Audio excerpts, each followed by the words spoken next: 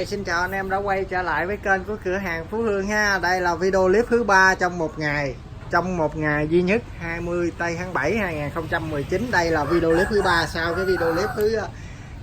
cái video clip là máy cưa và máy bơm nước thì lên tiếp tục cho anh em là 8 cái máy cắt cỏ ha. Bữa nay là chơi cấp số tiến nha ha. 6 máy bơm nước, 7 máy cưa và 8 máy cắt cỏ, và cái lô này là cái lô 8 máy cắt cỏ, và 8 mấy cái cỏ này lại là một cái lô gọi là đáng đồng tiền bắt gạo cho anh em xem luôn, không đảm bảo cho anh em là không uổng phí thời gian cho anh em coi luôn. Máy cực kỳ đẹp luôn ha, khẳng định với anh em luôn, trong cái lô này máy 8 con này là cực kỳ đẹp luôn ha, chắc như nước cắt ha. Đấy, chỉ có 8 con thôi ha. Trong một cái lô kỷ lục luôn anh em, trong một cái buổi sáng em lên 3 video clip luôn. Tại vì nhưng mà nói với anh em là anh em đặt cái gì đặt ha, từ cưa, cắt cỏ hay bơm nước thì chắc khoảng là đầu tuần bên em mới giải quyết được. Tại vì bữa nay là tranh thủ lên hết luôn video luôn để chốt trong hôm nay cho anh em luôn. Rồi ngày mai là dính kẹo tùm lum cho á, ngày mai là ngày tốt á, là đám cưới nè, rồi họp mặt, party, rồi nhậu nhẹt, rồi cuối tuần rồi này kia các kiểu rất là lu bu luôn. Do đó là lên bữa nay là tranh thủ lên cho anh em luôn ha. Rồi, đây là bản phong phần ha. Anh em nào có nhu cầu liên hệ thì gọi trực tiếp giùm em qua số 0967100003 ha. Rồi, em là Hương Hương đã trở lại ha. Hương đã trở lại sau một thời gian bị đau họng trầm trọng thì bữa nay chơi double lại một cái là 3 video luôn cho anh em để sợ luôn ha. Rồi, trong cái lô này thì không có 4 kỳ nha anh em, nhưng mà tay ga bóp thì có một con ha. Tay ga bóp có một con TU TB26 ha. TB26 cực kỳ đẹp luôn. TB26 con này đánh giá khoảng 99% là có, ok, có ha. Rồi, Echo Shinawa ha. Shinawa cực đẹp cũng có luôn ha. Rồi, Makita. Rồi, đầu tiên anh vô cái con đầu tiên là Makita. Cái con này là bé nhất, rẻ nhất. Con này là bé nhất và rẻ nhất trong cái lô này. Con này là Makita phiên bản là xanh đen anh em ha. Con này là phiên bản xanh đen, sử dụng cái chế quanh rồ le đỏ nha ha. Sử dụng cái chế quanh rồ le đỏ, nó rẻ nhưng mà nó không tầm thường nha. Rẻ nhưng mà rất là ok, rất là cao cấp nha anh em ha, đừng coi thường nó ha. Con này thì nó chỉ có 21cc thôi, thì nó sẽ phù hợp cho anh em là xài cắt cỏ gia đình hoặc là cắt cỏ vườn ha, hoặc là anh em nào mà mua về cho vợ xài, hoặc là những cái người mà ốm yếu, ông già bà cả hay là ông già, mấy cái cụ già rồi này kia đã xài đó, thì cái con Makita này cực kỳ phù hợp luôn. Con này thì đâu đó khoảng 3 kg thôi, cực kỳ nhẹ mà nó lại xài một tay cầm nữa, rất là gọn luôn ha. Đó, cái lắp Makita. Nó chỉ có một cái là trắng cỏ nó hai mới thôi ha, chứ còn máy hình thức đồ này kia thì còn rất là ok, rất là đẹp. Nó có cái đế bảo vệ bình xăng luôn ha. Con này 1,6 triệu nha anh em ha. Đó, giá chỉ có 1,6 triệu thôi mà xài chế quanh rồ, chế le đỏ luôn, cực kỳ giá trị ha. Nè anh em nhìn cái con ốc nữa nè, máy rất là đẹp nha, phiên bản Eco luôn á ha, là tiết kiệm xăng, nồng đồ này kia. Đó, máy là này là bên em đã dọn rồi nhưng mà nó đẹp theo cái đúng chuẩn của nó ha, chứ mà nó không đẹp thì mình dọn cái gì nó lên nó cũng không đẹp lên được đâu nha. Đó, đây là cái lô nè. Đó, giá 1,6 triệu thôi anh em ha. Đó, máy rất là đẹp nha. Kế tiếp là cái con số 2 thì cái con này là Marunaka. Đây là cái thương hiệu nó nè, Marunaka IKR 2500, như vậy là nó là 26cc ha, trắng cỏ zin luôn nha anh em, trắng cỏ zin luôn. Cái cùi nè ha, cùi rất là đẹp luôn, 25cc. Xài cái đệm tay cầm da luôn ha, đệm với tay cầm bằng da xịn luôn nha ha. Còn móc dây đeo luôn nè ha. Công tắc ở trên ghi đông luôn nè, ga trên ghi đông nè, ghi đông zin ha, và ghi đông dạng cao cấp, ghi đông dạng cao cấp, ghi đông lệch đó. Một bên nó nhỏ, một bên nó xè ra để cho mình có cái tay đòn mình cắt đó. Thì đây là cái dòng cao cấp. Chế hòa khí nè ha, chế quanh rồ ha, chế quanh rồ. Đó, chế quanh rồ. Cái này chưa có gắn dây ga vô đây, chút xíu mình gắn dây ga nó chưa có vô đây nè. Đó, chế rất là đẹp luôn, máy cực kỳ đẹp. Anh em nhìn cái con ốc đó nè. Đó, con này 25cc nha anh em. 25cc thì đâu đó nó đã gần bằng với Mitsubishi TL26 rồi, mà giá dưới 2 triệu nha anh em, mà xài chế quanh rồ nha, không hề thua kém thằng Mitsubishi nha ha. Và chế cực kỳ đẹp và máy cực kỳ đẹp luôn. Đó, máy là cực kỳ đẹp cho anh em luôn, rất là đẹp nha. Đó, nhiều anh em thấy nó lòi ra gì nè, cái nói là cái máy bung rồi, nhưng mà xin lỗi nha, đây là cái ron zin của nó nha anh em, cái ron zin của nó nha. Đây nè, cái ron zin của nó đó. Đó, chứ còn mà cái máy này thì chưa có bung đâu ha. Máy người ta chắc lừ như vậy mà bung gì ha, chứ không phải mà lúc nào mình thấy cái ron nó xè ra là nó cũng là hai là không đúng đâu ha. Đấy, có một số hãng là nó làm dư ra cái ron ra như vậy đó. Ở dưới này nè, cái đế nữa nè, anh em thấy không, cái đế bảo vệ bình xăng nè, rồi con ốc ở trong cái hốc này nữa nè. Đó, đó mình quay cái con ốc vậy đó, nhiều anh em nói là mày thay ốc mới vô mày quay nó đâu có rảnh đâu anh em ha, đâu có rảnh đâu mà thay hết nguyên cái dàn ốc, bộ dễ kiếm dàn ốc này lắm ha, đâu có dễ kiếm ha. Đấy, máy cực kỳ đẹp. Máy này là gì ta, xám, ở đây là xám, ở đây là hơi màu mặn ha. Đấy, rồi nói chung là đẹp đi ha, nói chung là máy rất là đẹp, cực kỳ đẹp, nhưng mà chỉ có 1,7 triệu thôi mà 25cc mà xài chế quanh rồ, màu dây nè nha. Đó, nó đẹp, đẹp cực kỳ, máy đẹp cực kỳ luôn, đẹp tới từng con ốc đó. 25cc Marunaka, xuất xứ Nhật nha, sản xuất tại Nhật ha. Máy rất là nhẹ, con này thì nó y như con Maru vậy đó, rất là nhẹ, nó khoảng 4 kg thôi nè. Anh em nhìn cái lốc, cái nòng trong này nữa nè, đó, cái nòng ở trong nè, đẹp mê ly lắm anh ơi ha, đẹp lắm ha. 1,7 triệu thôi ha. Rồi, đẹp rồi, thôi không nói nhiều ha, nó quay vậy thôi là anh em đã nhìn đã biết rồi. Kế tiếp là con số 3, con này là Maru nè ha. Maru này 23, Maru 23 ha. Con này cũng đẹp, không thua kém đâu. Chế quanh rồ nữa nè ha, chế quanh rồ. Đó, ốc nữa nè. Đó, quay cho anh em xem ha. Sợ em là nó giữa này ở đây là còn chưa kỹ nè, phải cửa sạch ở đây nữa nè là mới ngon nữa nè. Đó, lốc máy nè anh em thấy không, rất là đẹp. Chưa hề mòn cái bình xăng luôn nè, ốc ở dưới bình xăng luôn nè, chưa xét luôn nè. Đó nè, ốc nữa nè. Hồi nãy em quay mấy cái lô máy cưa với máy bơm đó, em quay lính em nó đang rửa đó, đang rửa mấy lô này đó, anh em thấy vừa rửa xong là lên luôn ha. Đấy, rồi con này 1,8 triệu nha, con này là Maru ha. Đấy, Maru ha, 1,8 triệu, máy rất là đẹp nha, quanh rồ ha.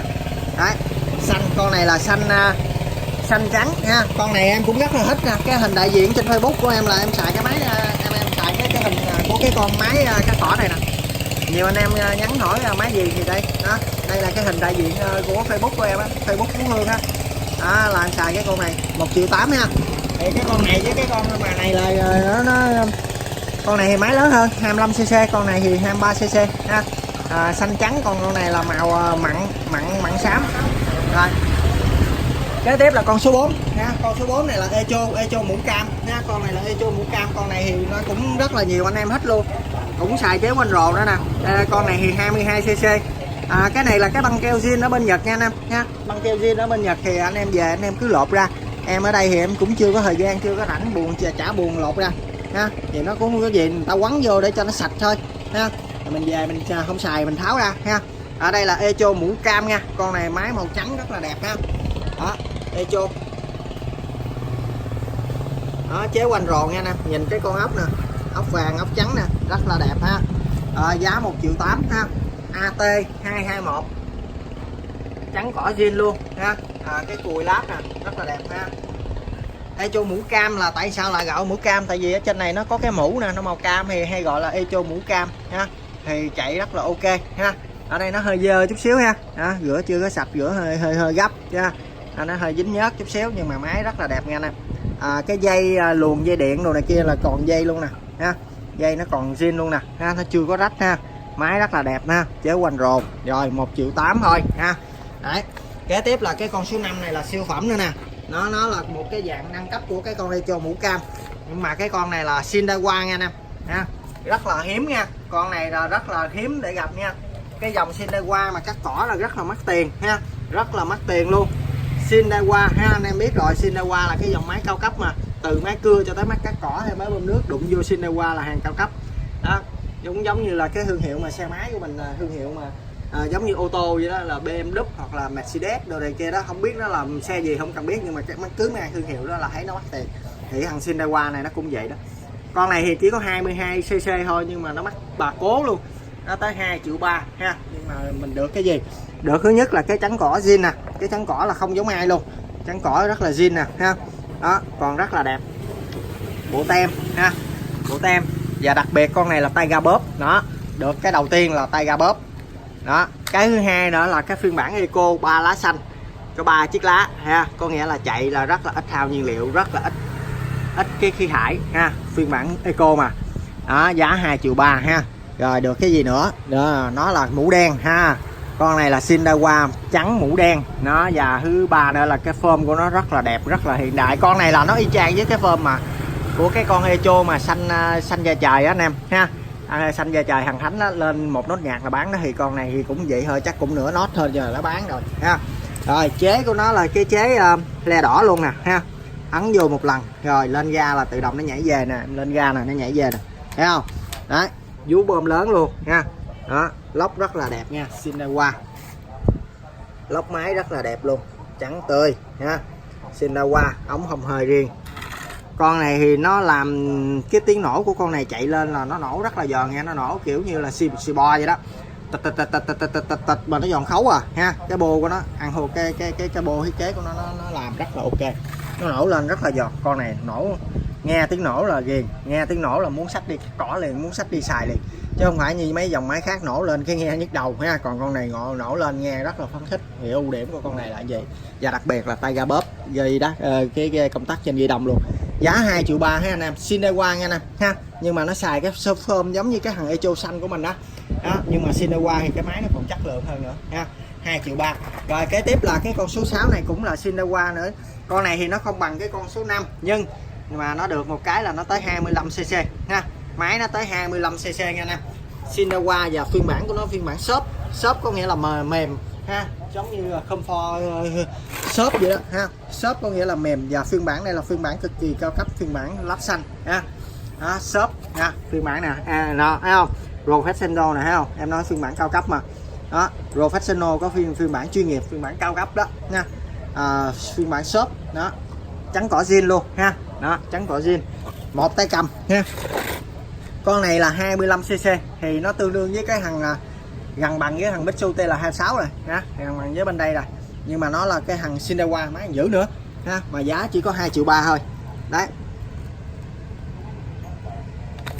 xanh trắng ha, máy rất là đẹp.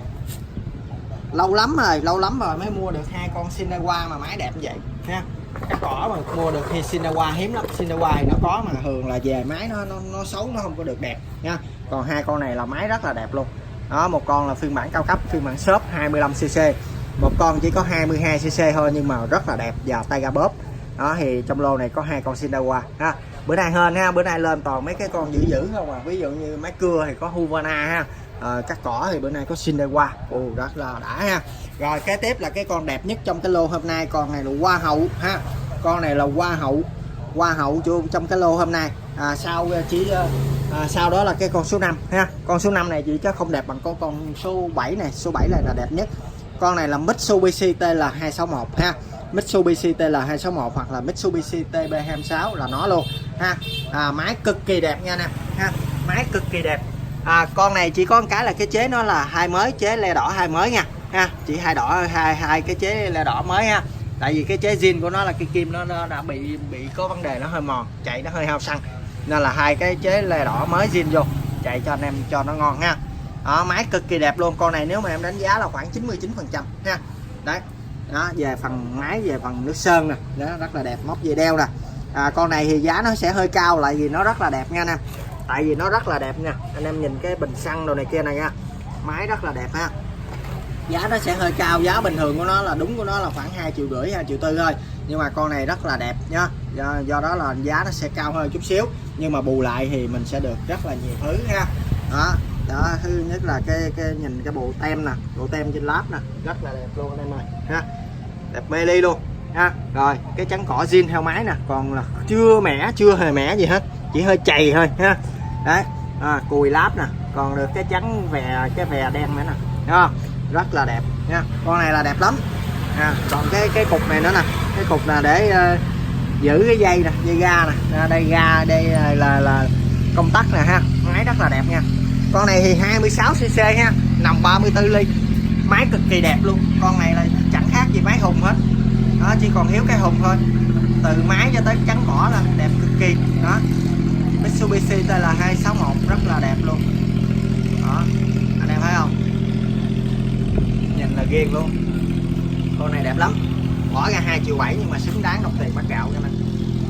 Đó, xứng đáng đồng tiền bát gạo. Mitsubishi. Con này là đẹp nhất trong tất cả các lô hõm gài bán cái thằng Mitsubishi và TB, TL đồ đó, đẹp nhất. Rồi 2,7 triệu ha.